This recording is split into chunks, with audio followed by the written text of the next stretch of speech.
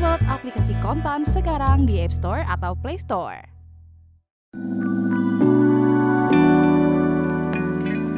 Gubernur Texas Greg Abbott baru saja menandatangani House Bill 1056, sebuah undang-undang yang mengakui emas dan perak sebagai alat pembayaran yang sah di negara bagian tersebut.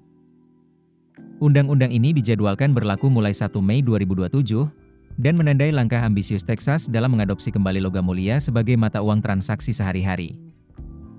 Dalam pengumuman resminya di media sosial X pada Minggu lalu, Abbott menyebutkan bahwa keputusan ini merujuk pada klausul konstitusi AS yang menyatakan bahwa tidak ada negara bagian yang boleh menjadikan apapun selain koin emas dan perak sebagai alat pembayaran utang.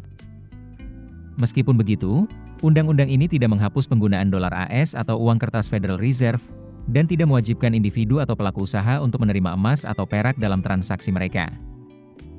Dengan kata lain, status legal tender diberikan pada logam mulia, namun penerapannya bersifat sukarela. Salah satu aspek menarik dari undang-undang ini adalah rencana Texas untuk membangun mata uang transaksi berbasis emas dan perak, yang bisa membuka jalan bagi mata uang digital yang didukung logam mulia.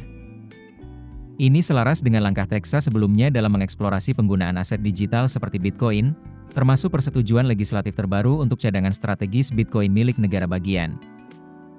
Bila direalisasikan, Texas bisa menjadi pionir dalam integrasi aset keras dan digital dalam sistem keuangan lokalnya. Namun, tak semua warga Texas menyambut hangat kebijakan ini. Beberapa pihak mengungkapkan keraguan atas implementasi teknis di lapangan, khususnya terkait keaslian koin yang digunakan dalam transaksi. Beberapa negara bagian AS seperti Utah dan Wyoming juga telah mengakui emas sebagai legal tender, meskipun dalam praktiknya jarang digunakan dalam transaksi retail umum. Beberapa bisnis telah menerima goldbacks, semacam uang kertas kecil berbasis emas sebagai bentuk pembayaran alternatif. Namun, goldbacks tidak dianggap sebagai legal tender resmi oleh negara bagian atau pemerintah federal. Keputusan bisnis terbaik datang dari data, bukan tebakan. Mudah berlangganan Business Insight dengan subscribe with Google.